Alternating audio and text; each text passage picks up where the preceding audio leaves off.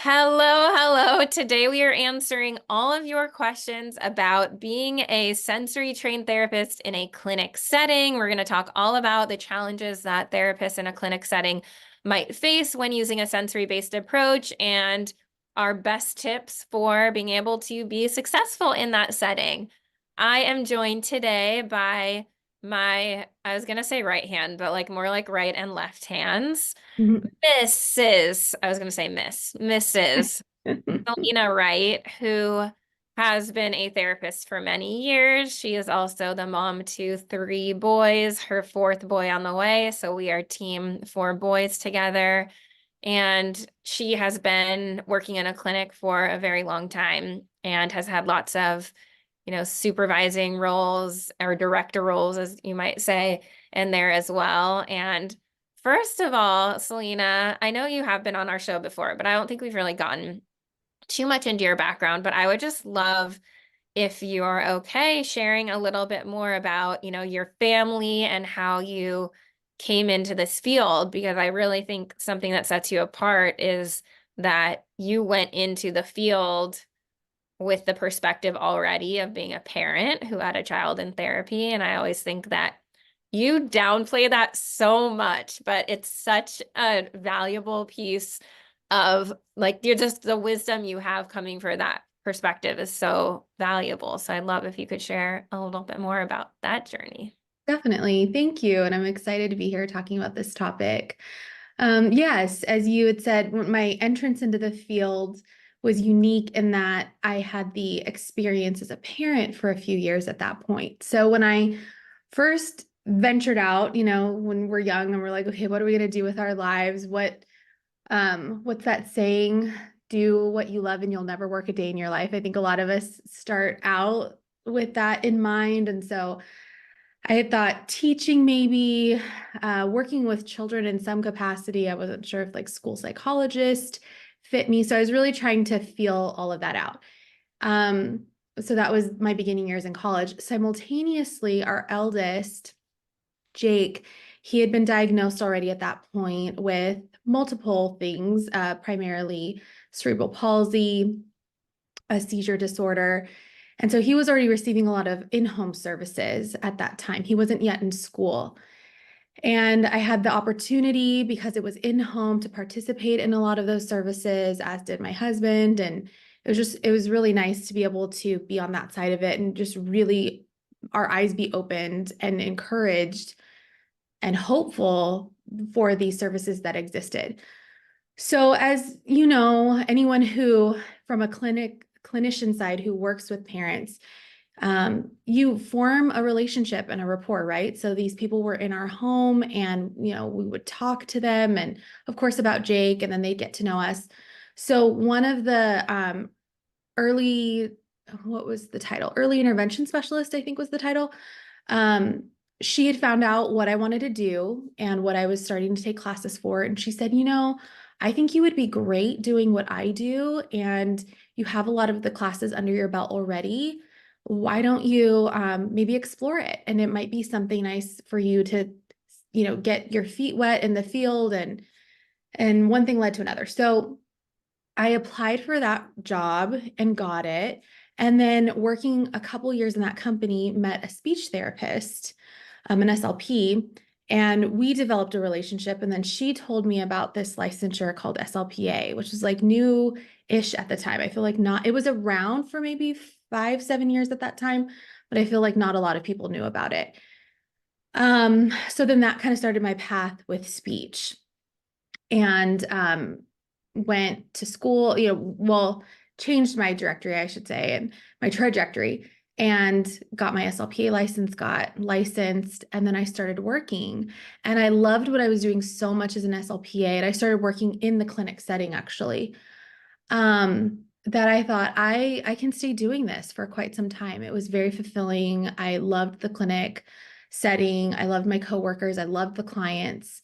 One thing led to another years later, and we talk about this a lot on the team. Like we recently hosted a certificate training, and one thing we discussed towards the end is like, more, and now you have new problems or new goals. And that was the case for me. So I was working in the field for, oh gosh, I don't even remember at this point, like maybe 5, 7 years at that point, and then knew I wanted to know more. And so that's when I went back for my bachelor's degree. Same story repeated itself because I worked with my bachelor's as an SLPA for many years. Then new goals came on the horizon, and then I decided to go back and get my master's. So I'm almost done on that journey, which is exciting. But yeah, so that kind of encapsulates my journey as a speech therapist, but first starting off with that parent perspective. Yeah, and I don't think I said that you are on our team, which maybe I implied that, but Celina is the COO of our Inside Out program. So she's been around since the very beginning, has gotten to take a lot of what we've done in the sensory programs and then implement it in the clinic setting and watch a lot of other people and therapists around her do the same. So I really wanted to bring her in for this conversation about using sensory strategies in a clinic setting. So let's start off with this. What do you think is the biggest benefit to utilizing a sensory-based approach in a clinic setting? That's a great question. I think it's the collaboration that you have with the team, namely the parents and the family.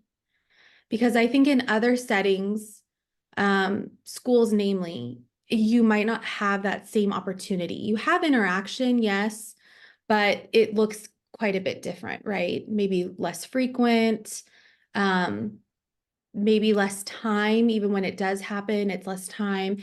It also may or may not be in a clinical setting, right? You might be seeing this parent at a meeting or and that's not necessarily the place where you carry out these sensory strategies, but in a clinic setting, often, depending on what model you're working under, the parent is often, I know in my sessions was right there. They were helping, in a lot of senses, leading the session. So that I think is amazing because I look at, like I have a visual in my mind right now with the parent and the child being in the center. And then these like offshoots, right? Like the parent is the conduit almost that like leads to everybody else.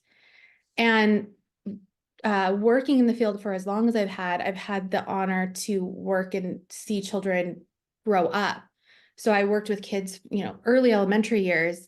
And actually, I just met with one over the weekend who he's like now, oh my gosh, he's like 21, 22. And and who is there the whole time? His parents. If his parents were there, we were all like in at the social thing together. And so those have been constants in his life. And so I think that is one of the biggest benefits is you get to help influence this core in ways that you don't necessarily in other settings.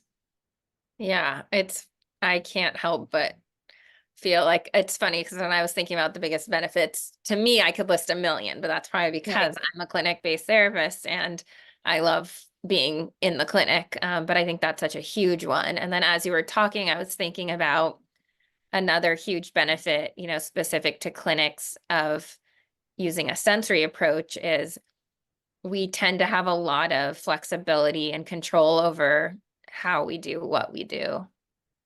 Would you be able to speak to that in your clinic setting? Yeah. Starting off right off the top of mind is the design of session. So you can, invite parents to come in for as much or as little time as makes sense for that case and situation, right? So I've had a variety of what that looks like. Maybe we're easing into that for whatever reason, or maybe from the get-go, the parent's in 100% of the time. So there's that flexibility. There's also um, not that individual clinicians have this say always, depending on what your setup is, but length of session too, right? So do you want to do 30 minutes? Do you want to do a clinical hour? Um, Frequency of sessions, we're looking at one time a week, depending on the funding source, it might be multiple times a week.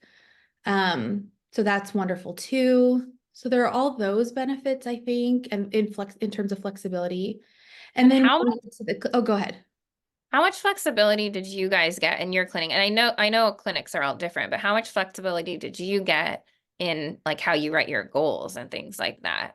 Was that So determined by funding sources or? Oftentimes, with some funders, it was the latitude was given more to the clinic versus others. However, I will say that even when maybe the treatment plan or the assessment was done outside and we were the third party delivering the service, there was still, we leaned heavy on the relationships with the admin on both, so the clinic admin and then the funding admin, to negotiate what, and over time, sometimes that changed where we were, the SLPs at the clinic were given um, the permission and authority to could change some things around as they saw fit. Yeah. Yeah, and I think about here, and I know it varies so much by funding source, but at least in our clinic, we have just so much flexibility in how we write our goals. And I think sometimes people have trouble seeing the relationship between the goal and what the therapy session looks like. But like I I don't know if you remember this. This was maybe a year ago or something. We got one of the kids in our clinic and they sent a goal that someone else had for her. And it was like, she will name 100 body parts. Do you remember that? I've And seen goals like that. yeah, and I was like, okay, first of all, who knows 100 body parts? But Yeah, okay. we have to start getting really creative, right? And opening anatomy Yeah. books and things. And Yeah. she was like 7 years old, part AAC, time AAC user. And like the problem is with a goal of this child will name or label or identify 100 body parts is that, well, now what do I have to do in my therapy session? I have to work on having her label body parts. Like otherwise I would not be doing that, right? So I think some people are like, oh, it doesn't matter because their goal has to be one way, but therapy can look another. But it's so important to have the goals you write align with the activities that you want to do in therapy. In our clinic, her goal was that she will use a total communication approach, Yeah. right? And it's like, then we could literally do anything in our session. So, You bring up knowing, an important point because goals do have to match ultimately the therapy that we're delivering because we report back on those goals. And if progress isn't seen, I think that's why the goal needs to be so individualized and appropriate for the client as well, right? Because if progress is not seen, okay, one reporting period goes by, that might be a pass. Two, that might be a pass. When we start getting to 3 or 4 reporting periods showing very little progress, that's a detriment to the client because that can ultimately mean funding is pulled. And just in the state of what things are, a lot of families rely on that outside funding in order to continue them in services. yeah, definitely. So I'm curious, what do you think is the biggest or one of the biggest barriers therapists face in implementing a sensory-based approach in a clinic setting? Top of mind, I would say the structure of the environment. And because clinics are often, if we're talking about larger clinic practices, private practices, this might apply to as well, single proprietor. But when you're talking about a larger space, it's often in like a building, right? Like office space, things like that, that weren't necessarily purpose built for speech therapy of pediatric populations or even just people who have needs in those areas. So I think sometimes we can go into it and all we see are like walls and, well, we don't have a gym or we don't have, certain equipment to facilitate. And it's what I love about what we do at Inside Out, because we totally break down those misnomers of that you don't have to have that, and really is about infusing within routines or environmental modifications can be made and those types of things. So I would say that would probably be one of the biggest barriers people think of top of mind. And Yeah, then we just help them totally. reframe that. Yeah, I would say that's like one of the biggest things. Like, oh, but I don't have a sensory gym. Is this still gonna be My something that I space is too small, or yeah. And Oh, I don't know why when you said that, this memory just came back to me of when I was looking for office spaces. This is, over 10 years ago when I'm starting my clinic. It's just me at that point. So I first started looking at just single offices, which I ended up not getting a single. I ended up, getting a place with a couple of treatment rooms. But I was looking at these like fancy buildings, Beverly Hills, where you lease the office and it's like you walk in and there's a shared receptionist. So the receptionist helps, every person who rents. And each room just had big glass walls. And then that was the room in there. And I remember going in with a leasing agent saying, I work with young kids. They're not always happy. Sometimes they're screaming, sometimes they're crying. Is that going to be a problem here? And he's like, oh, no, no, of course, everyone understands. And I was like, oh my God, this guy's just trying to sell me this space because there's no way, like, that maybe not such a good fit, right? For only because I would have felt so much judgment. Um, Anyway, that memory just came like flooding back to me. How funny. And that, Definitely, there are going to be spaces that are going to be harder to adapt, right? yes. In that story, that's a great example of that. But I think that there are so many spaces where we can have alternative seating options. We could not have seating at all, sometimes just going out into larger spaces if they're shared communal spaces. Um, and then you think of other sensory systems that we talk about often, like auditory and visual, and those don't necessarily rely a lot on the square footage of a space, right? It relies on different things. So I would say that would be one barrier. I think sometimes another barrier that people can think of is not only the space itself, but like the physical items. When I think speech therapists are initially introduced to sensory as a term. I often hear it used as like, I do sensory, right? And then that often means like I have a sensory bin in my office and therefore I do sensory. Okay, I was thinking obviously that exact same thing. I was like, yeah, that equals sensory bin. Yeah, and so we sometimes limit ourselves to what can be used in the actual items too that we introduce, or we think of it only being used in one way. Like that is only mainly tactile, right? In terms of the input.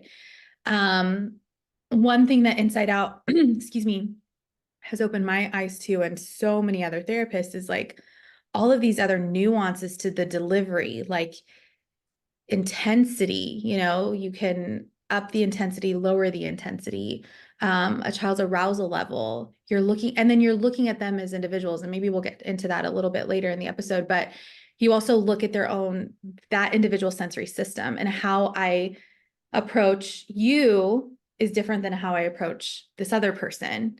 So I think those are all things that don't require items, don't require the physical space to necessarily be perfect. And so it's exciting when you get to open people's minds to that. Yeah, and that's something I always say in our program is sensory is not necessarily what you do, it's how you do it, and anything. Get that on a shirt. Yeah, we need that. We'll get Merch that on there. opportunity. Yes. Because we could take any activity and we could change the sensory experience surrounding the activity depending on what the child's specific needs are.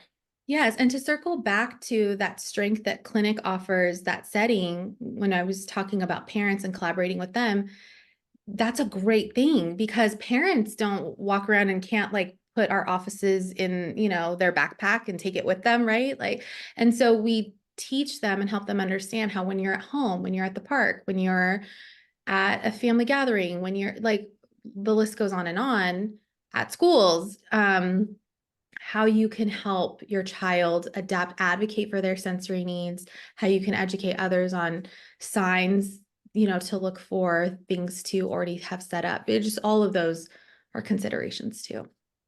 And that makes me think of, collaborating with school-based therapists. Do you have any advice for clinic-based therapists on like what has been the most successful way to collaborate with therapists in the school to get everyone on the same page? Every situation's a little bit different. So I would say my number one tip is just to put right front and center that mutual respect. And when I say that, I mean like for their schedules and time limitations, and then that would be reciprocated back to you. I think also we've been talking recently when we're going through this interview, we've had some things on the team that we've talked about with how do we help others get on board with an ND affirming approach, neurodiversity affirming approach. And it's often, not in anything, it's not helpful to come at someone and tell them what they're doing wrong or tell them how they could be doing it better and overwhelming them with too much information. That applies here too. So that's why I say every situation is different. I would find sometimes exchange of emails would be helpful. Or better yet, hopping on a quick phone call, because there's so much that we can exchange in a 5 to 7 minute phone call than playing email tag back and forth. And even if we just did that, a few times in a 4 to 6 month period, that was always so helpful. I know that that's not always possible. You could also utilize the parent to carry messages back and forth. I know that that could be difficult. So you just kind of have to find what works for that other therapist, because what they might be working on in the schools with their schedule and stuff might be so different therapist to therapist. But if you Yeah, just, and I'll add to that, seek to understand, and what are the challenges that the therapist in the school is having, and then how can you support them with that? Because I think a lot of it is a time issue. Like every therapist feels busy. I feel like school therapists are especially busy, like so much. I have so much respect for that schedule. It's just insane what definitely. they get done in a day. And And there's so I a love that. collaborative, yeah. And there's a collaborative piece that you can help contribute to that. I mean, think of a lot of SLPs when they're going through their graduate program. That's the beauty of a graduate program, right? You have these other people who are interested in this field as you are, and you get to collaborate with your cohort, right? As soon as we enter the workforce, a lot of that goes away. And then we're like stripped of that. We're like, wait a minute, I'm the only one on this campus. So then to have this colleague of yours, granted from another setting, but come and be able to speak your language and then also help, I think is welcomed in a lot of cases. Yeah, absolutely. And I think as we know, a being on a team and collaborating is really the most effective way that we can help our kids, not Right. just one session a week or 2 sessions a week in the clinic. So I think these have been some great pieces of advice. We talked about how you can change the setup of your sessions. We talked about how you can use parents and have parents learn so much while they're coming into the sessions. We talked about goal writing and how important it is to have your goals that align with the therapy approach you want to use. We talked about the importance of collaborating with the school and any other members of the child's team. Anything else you think clinic-based therapists need to know? We talked about how it's not what you do, it's how you do it. Definitely. And I think this goes for any therapist across settings. Something that you said right now just got me to think of this.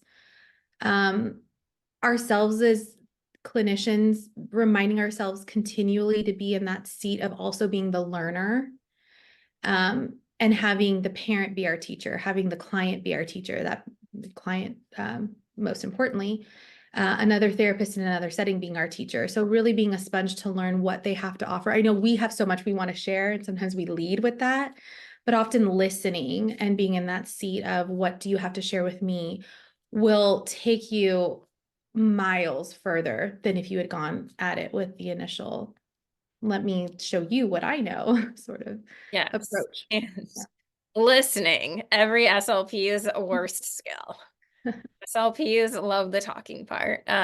Great reminder, because that's such an important part of building relationships, is being able to listen actively. And that's such an important piece of what we do, and being able to build that connection with families to move forward and make a difference in their lives and their lives of their kids. Absolutely. So thank you so much, Celina, for being here. And we're going to have to bring you back. We have just way too many topics, like so many under the sun, that we could be going into together. But thank you so much for being here, and we will see you on the flip side. Thanks.